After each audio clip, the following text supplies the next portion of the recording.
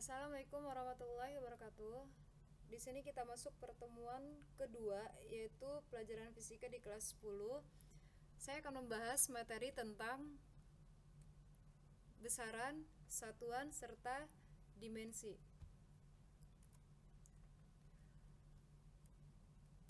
Sebelum masuk ke materi, di sini akan jelaskan bahwa besaran adalah sesuatu yang dapat diukur, dihitung, dan dinyatakan dengan angka, yaitu yang termasuk dalam besaran.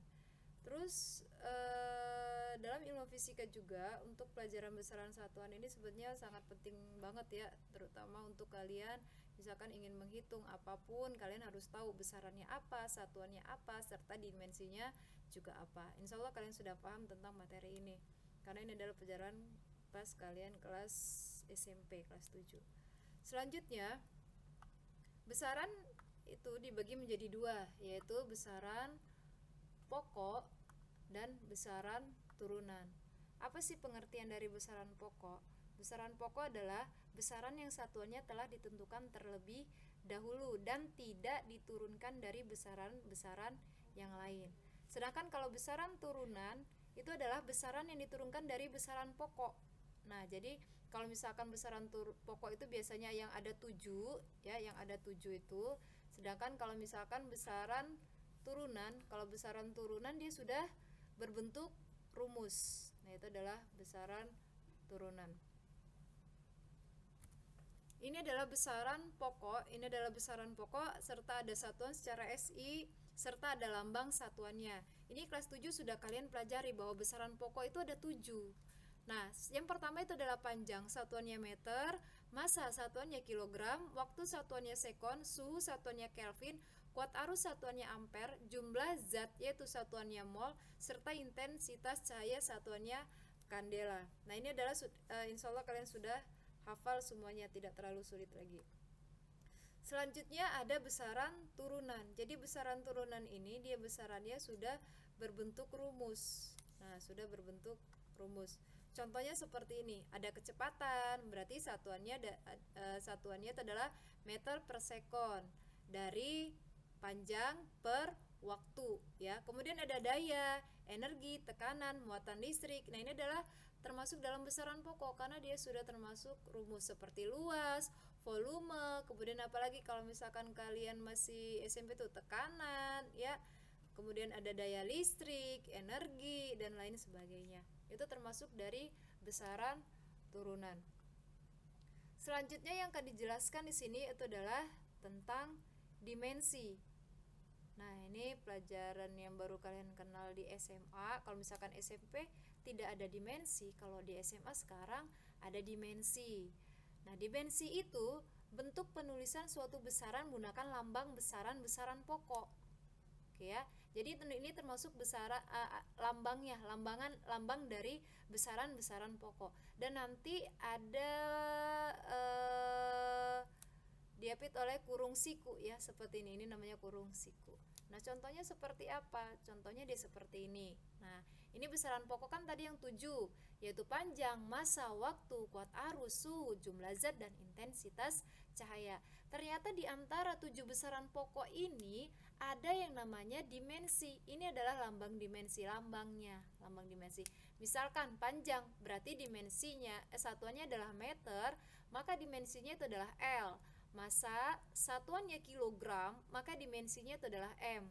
Waktu satuannya sekon, maka dimensinya adalah T. Kuat arus satuannya ampere, maka dimensinya adalah I. Suhu satuannya Kelvin, maka dimensinya adalah theta. Jumlah zat itu adalah mol dan dimensinya adalah N, serta intensitas cahaya kandela lambang dimensinya itu adalah J. Insya Allah kalian paham di sini. Nanti akan saya masukin, saya kasih contoh soalnya ya. Jadi harus hafal nih lambang dimensi dari besaran pokok, karena ini adalah poinnya. Nanti kalau misalkan kalian sudah tahu rumusnya apa, misalkan luas, kecepatan, daya, tekanan, apa sih lambang dimensinya, ntar kalian bisa tahu dari besaran-besaran pokok ini. Ya, selanjutnya kita masuk ke contoh soal. Contoh soal untuk menentukan dimensi dari besaran turunan. Ya, dimensi dari besaran turunan. Ini contohnya seperti ini nih. Kalau misalkan besaran turunannya itu adalah luas, ini kita ambil contohnya luas. Kemudian luas itu besaran pokoknya itu kan rumus luas itu kan panjang kali lebar ya. Panjang kali lebar. Berarti besaran pokoknya itu adalah meter panjang dan besaran pokoknya panjang dikali dengan panjang. Untuk satuan panjang kan itu satuannya adalah meter. Meter dikali dengan meter, maka hasilnya adalah meter kuadrat. Nah, untuk menentukan besaran lambang dimensi dari luas itu apa? Nah, kita ambil dari besaran pokok ini, bahwa meter kan tadi sudah dijelaskan bahwa meter itu adalah besar satuan untuk panjang ya. Satuan untuk panjang. Meter itu adalah satuan untuk panjang. Dimensinya apa? Dimensinya adalah L dikali dengan meter, berarti dia L. Maka itu hasilnya adalah L kuadrat. Paham ya? Contoh soal lagi, misalkan ini ada kecepatan nih, ini ada kecepatan. Kecepatan itu didapatkan dari meter per sekon ya. Panjang itu adalah meter per waktu itu apa? Waktu adalah sekon. Nah, untuk dimensinya apa? Dimensi dari panjang itu adalah L per, kalau misalkan dimensi dari sekon atau dimensi dari waktu itu adalah T ya. Berarti L per T atau L T pangkat min 1. Nah, ini yang paling gampang banget.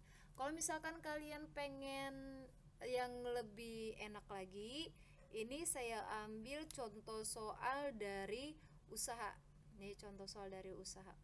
Oke.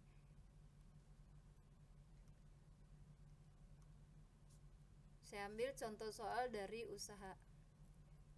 Usaha itu disimbolkan dengan W sama dengan rumusnya apa? Kalau usaha W sama dengan F dikali dengan S. F di sini itu adalah gaya. Maka W sama dengan F gaya, hukum 2 Newton, F sama dengan M dikali dengan A.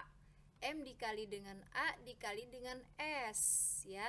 Dimana M itu adalah massa kilogram, kemudian A itu adalah percepatan meter per second kuadrat, dan S itu adalah jaraknya, maka M. Kalau kita satukan berarti dia kilogram meter kuadrat per second kuadrat. Nah, untuk mencari dimensi dari usaha itu seperti apa? Kan kalian sudah tahu bahwa kilogram untuk dimensi kilogram itu adalah M. Sini saya kasih tanda kurung dulu. M, kemudian M itu adalah meter. Berarti dia meter kuadrat, berarti dia L kuadrat, ada pernya, per S-nya itu apa? S-nya itu adalah second. S itu second, berarti dia waktu. Waktu dimensinya apa coba? Oke, T ya. Waktu itu adalah dimensinya adalah T. Berarti dia T kuadrat. Kalau misalkan mau disederhanakan lagi bisa, yaitu M L kuadrat T pangkat min 2. Nah, sampai sini kalian paham ya? Nanti kalian akan mengerjakan kuis setelah sesi video ini. Kalian kerjakan dengan baik. Oke, sekian dulu pertemuan untuk sesi kedua belajar online kita. Insya Allah bermanfaat. Kalau misalkan kalian belum paham, bisa kalian tanyakan langsung ya. Insya Allah bermanfaat dan kerjakan soalnya. Sejairi. Assalamualaikum warahmatullahi wabarakatuh.